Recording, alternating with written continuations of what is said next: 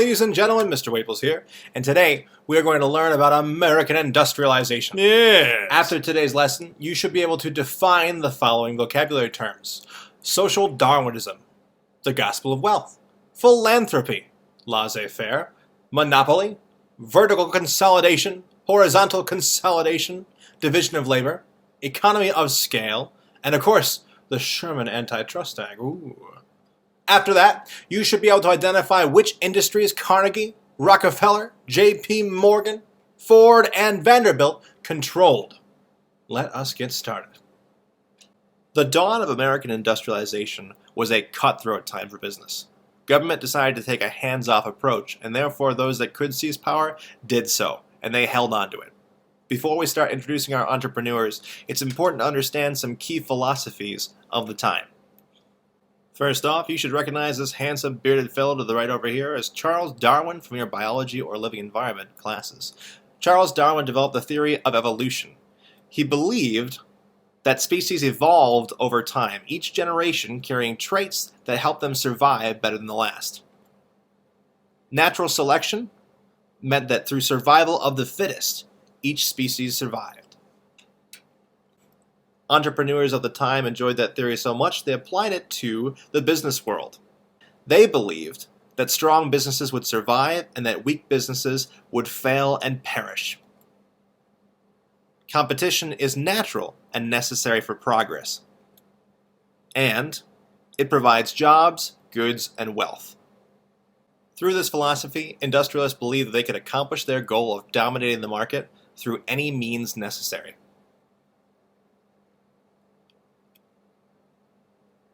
To justify this ruthless behavior, many industrialists subscribed to the gospel of wealth. They believed that people should be free to make as much money as they can. However, once you have made that money, you should give it away. You should practice philanthropy, which means donating money to good causes. In this time period, people believed that business was the means to public works, not government, and that business and industrialists, private enterprise, was the way that things got done. What was the government's role in all this, you ask? Well, let me tell you. They believed that the government should not interfere with private business at all. There was a laissez-faire approach, a hands-off approach towards business inside the government. Through this inactive government role, monopolies or trusts formed. A monopoly is to have complete control over a commodity, business, or service. They were often called trusts as well.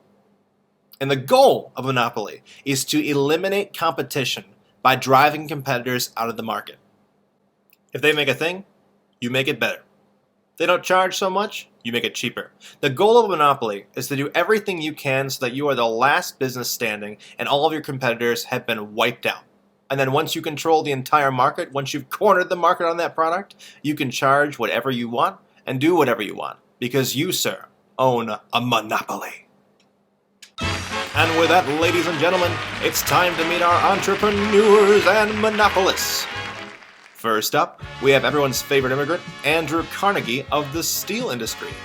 Andrew Carnegie embodies the American dream at its best. As an immigrant from Scotland who settled in the United States around Pittsburgh, Pennsylvania, go Steelers, Carnegie applied the Bessemer process, a brand new process for mass-producing steel in quick, cheap, and easy quantities. He used a special method of controlling resources called vertical consolidation. Carnegie was a strong believer in the gospel of wealth, and despite his ruthless tactics in the steel industry, gave back to the community quite often. What's that? You'd like to know more about vertical consolidation? Well, let's take a look. Vertical consolidation is the practice of controlling all phases of production, from getting the raw materials to selling the finished product. Carnegie controlled every phase of the steel industry, from mining the ore to selling the beam. He owned the coal mines to fuel the plants. He owned the ore mines to get the stuff. He owned the steel mills to make the steel. He owned the ships to ship the steel. He owned some railroads to railroad the steel around and sell it to people. Carnegie owned every phase of production. Uh-oh. Sounds like it's time to hear about our next captain of industry, or robber baron. Apart from looking like the Dark Lord Voldemort before he lost his nose, John D. Rockefeller was known for his ruthless tactics in business. John D. Rockefeller made his first fortune in the Civil War, selling grains and meat to both sides. After the Civil War, Rockefeller forms the Standard Oil Company, which has a monopoly over oil. He uses horizontal consolidation, and by 1882, he controls 90% of all refining. Rockefeller's oil empire becomes incredibly well connected politically, and once the government turns toward breaking up monopolies, his is one of the hardest to bring down. Unlike vertical consolidation, horizontal consolidation strives to control one area or one phase of an industry. John D. Rockefeller's company did this with oil, and it controlled 90% of all oil refineries in the United States.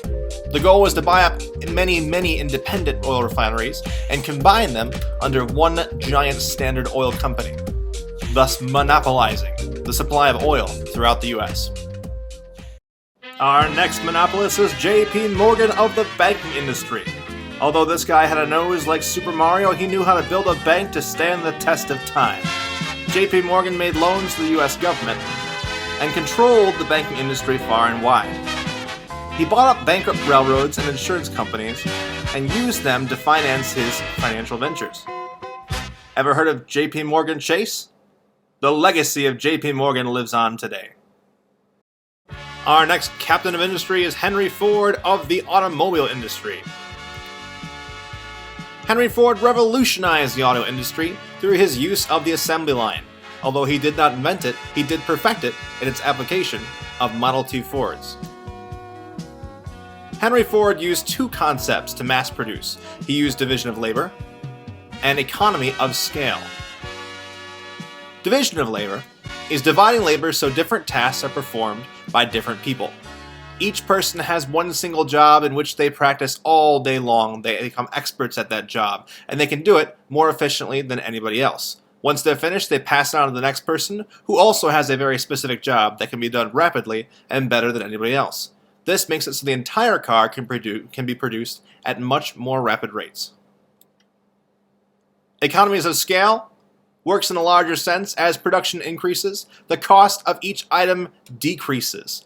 As Model T cars were produced at rapid rates, the cost of each car was decreased, so every average Jack, Jim, Joe, and Harry could buy one. And this brings us to our final monopolist, Cornelius Vanderbilt. With mutton chops the size of railroads themselves, Vanderbilt controlled the railroad industry. Vanderbilt made his first millions with steamboats, but quickly moved on to consolidating railroads and routes. He bought up separately owned railroads and joined them under one giant company, and thus controlled the railroad industry. Throughout all this monopolizing, you may ask yourself, what was the government's role? Did they care? Did they do anything to stop it? Did they just let these monopolists take over the country? Well, the answer is yes. Eventually, they did pass some measure to stop monopolies, the Sherman Antitrust Act of 1890. What was the initial response by government to big business? It outlawed any combination of companies that restrained interstate trade, i.e. monopolies and trusts. However, it was so poorly worded that no one quite knew exactly what it was banning in the first place, and it was not effective. It was rarely enforced by the government, and therefore monopolies only grew in power. And there you have it, ladies and gentlemen, our first foray into American industrialization. Please make sure you know the terms below, as they will be on your quiz next class.